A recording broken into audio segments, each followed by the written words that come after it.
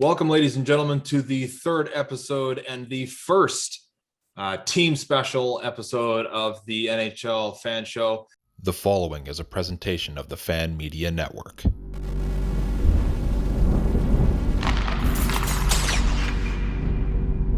Fanshow. Brandon Cassidy alongside Thomas West for today's show. Our special guest, returning special guest, Taylor Dupuis. It's fantastic to have you, good sir. Thank you so much for joining us tonight. How are you doing? It's good to be back, fellas. It's good to be back. I'm doing well. Well, I mean, I'll tell you, as somebody who's not doing well, the team of focus and for this episode, the Buffalo Sabres. Do you bail, and how do you start bailing water out of this sinking ship? I think the hole's too big in that boat to save that one. So no, I think there's so much that's going wrong in Buffalo right now. From upper management to their coaching issues to the guys in the locker room. Well, let's start with goaltending. Let's start there, and we'll work our way out. Taylor, as a goaltender, you know your ship is sunk or sinking badly. How hard is it to come to the rink and to get going here? Yeah, well, I mean, when the rest of your team has packed it in for the season and is likely trying to figure out where they're going to spend their summer months, it's you're kind of on your own back there, and it's a lonely feeling. It's a tough feeling, and I mean, when you're three goalies in Linus Ullmark, Carter Hutton, and Jonas Johansson, when only one of them in Ullmark having an above 900 save percentage, you're not going to win many games with that. I don't think many people had him penciled in as the number one guy this year, but that's something that Buffalo's they've been missing for a long time now. You try and think of one of their last dominating goalies, and you probably think of the dominator himself, Dominic Hasek. Yeah. But since him, I think it's interesting that you brought up last episode, and we know that Ralph Kruger's been fired on the Buffalo Sabres, and it's interesting to see how much it really was on Ralph Kruger, and we're going to see that coming up in the next couple of days. Taylor, maybe you could have a little bit more impact on it, or a little bit more insight on this. But I mean, we mentioned that the goaltending of the Buffalo Sabres, only one of them has over a 900 save percentage. Is firing the head coach really gonna help out with the goaltending scenario? Like, how much is that really gonna have an impact on the team? Yeah, I mean, in most cases, you got to see a coaching change as more of a spark. Sometimes it's not even the coach's fault. It's same situation as when you pull a goalie from a game. Some of the times it's not even the goalie's fault. The goalie's hung out to dry, but the team needs that kind of spark. And sometimes you see those teams rally around that and come back and win the game or whatnot. So you kind of got to hope that's what's going to happen in Buffalo. Is it's going to light a fire under the Buffalo players and realize there's no one else to blame now. Now it's coming down on us. So hopefully with a new guy behind the bench, they can turn things around. But at the end of the day, it falls back on the players now, and if they're going to continue to pack it in for the season, it's going to be a long couple months here for them. Long months, especially defensively. I mean, the Buffalo defenders, especially in their most recent games in Washington and Boston and New Jersey, I mean, this was not an NHL performance in any of their previous, let's say, 10 games. Yeah, no, it's a massive problem. And I think you look at some of the guys who the Buffalo Sabres are looking to be leaders, like Rasmus Dahlin, who we've talked about a bit. He's played 29 games this year, and he's put up a negative 28, which means night in and night out, he is maybe not necessarily contributing negatively to the team, but he certainly is on the stat sheet. And especially as a defender, plus minus is something that you definitely pay attention to more than if you're a forward. And Rasmus Dahlin is currently leading the team, or I guess last in the team, in plus minus. So that's a pretty massive problem. Taylor, maybe from your perspective, how much of is it a problem of the defense giving up tough shots on the goalie as it is poor goaltending in Buffalo? Yeah, I mean, the biggest thing that Buffalo needs right now in terms from their goalies is those big saves. You need a guy back there that's going to give you those timely saves, that's going to keep your team in the game until that offense can get going. Because, truth of the matter is Buffalo's they've got some offensive guys on that team that in the past have been able to put the puck in the net. But when you're always trailing, or when team morale is down, it's just not going to work like that anymore. But yeah, you talk about a guy like Rasmus Dahlin, who, first overall pick in 2018. And I know at the time I was hoping my Senators were going to take a chance on him. And I'm kind of glad they didn't now, because, he just hasn't panned out the way that they hoped he would. And, you look at some of their other high draft picks, Casey Middlestat, not panning out the way that they hoped. It goes back. It's not just a this year problem. It goes back 3, 4, 5 years.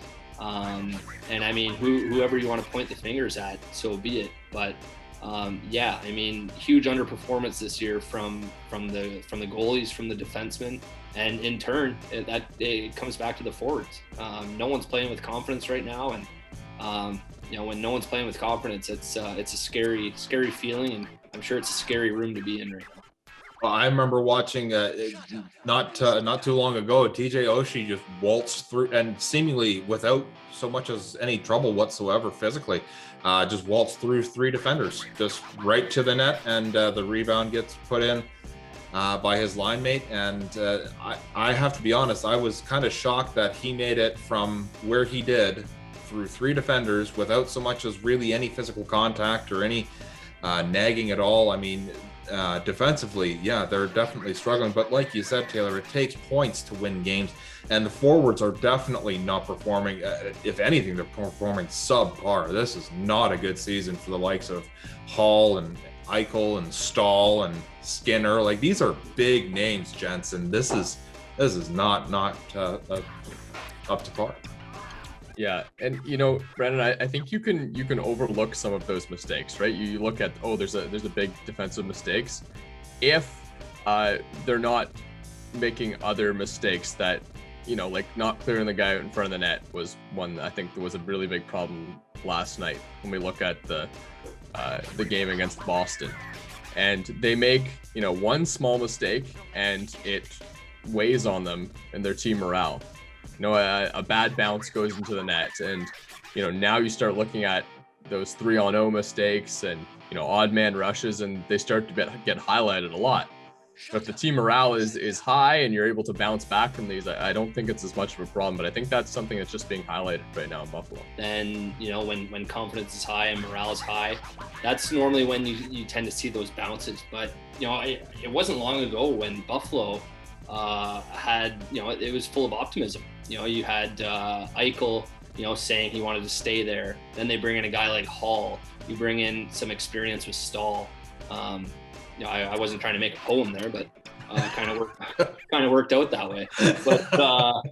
But no, you bring in those big names, and you finally get a sense of hope. And all of that's just gone out the window now. And like they said on the broadcast the other night, it's a complete dumpster fire there. Yeah.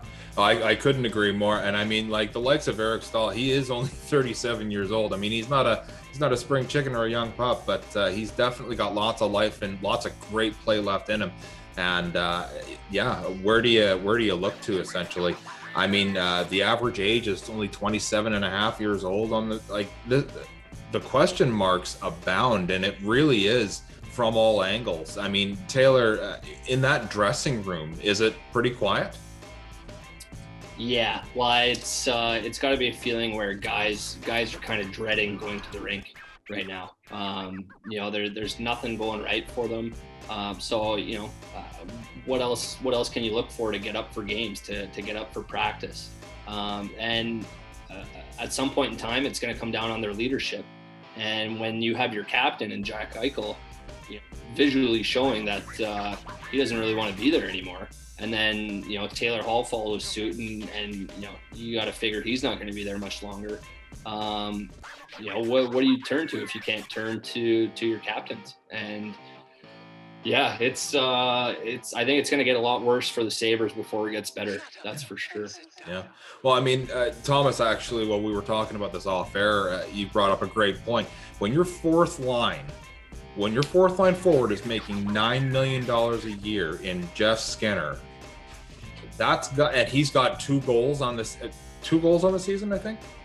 So that's uncharacteristic of Jeff Skinner. I mean, that's abhorrent, actually, to be honest. For $9 million a year, yeah, there goes his contract for sure. For sure. Yeah, well, that's a guy that wants to be there, making $9 million a year, playing on the fourth line.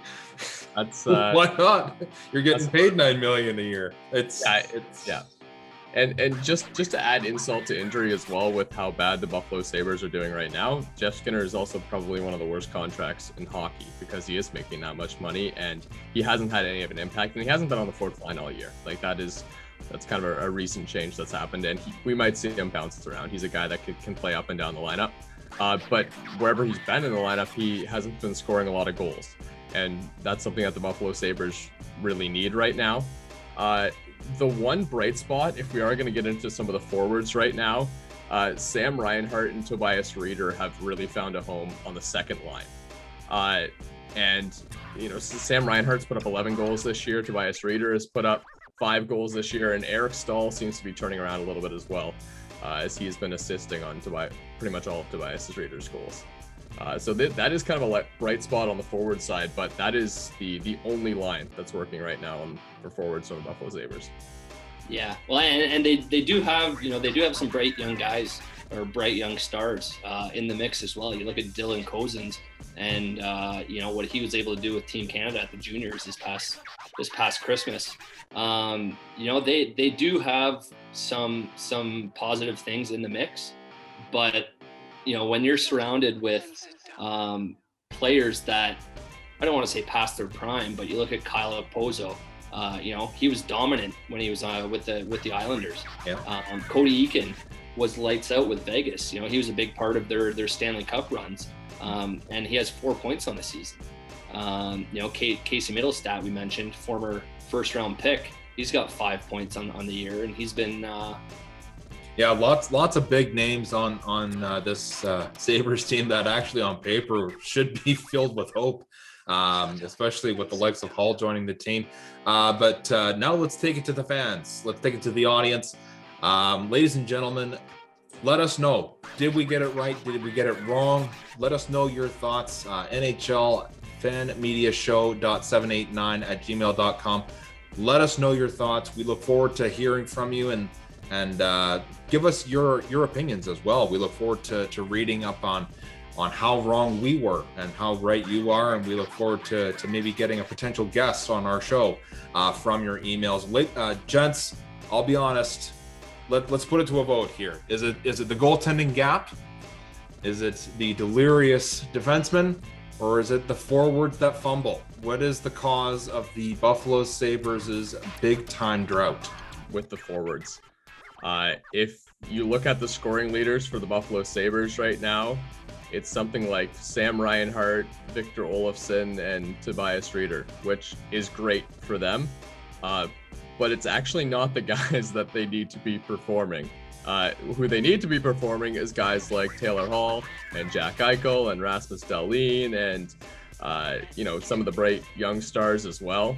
But if you're not scoring goals, you're not winning games. I'm gonna hop on with Thomas here. A little biased towards the goaltenders and my defensemen, but when you're not putting the puck in the net and when you're not playing as a unit, that's when things are gonna go wrong. But I'm gonna give an honorable mention, or if not my vote, to upper management, because what they've been doing to the organization and their fans for the last 4, 5, 6 years is, I wouldn't blame any of the fans if they switch teams. The ballpoint pen stops here, as it were. So the top draft picks and the coaching staff get Taylor's vote, the forwards for Thomas, and for me, you'll have to see you next time.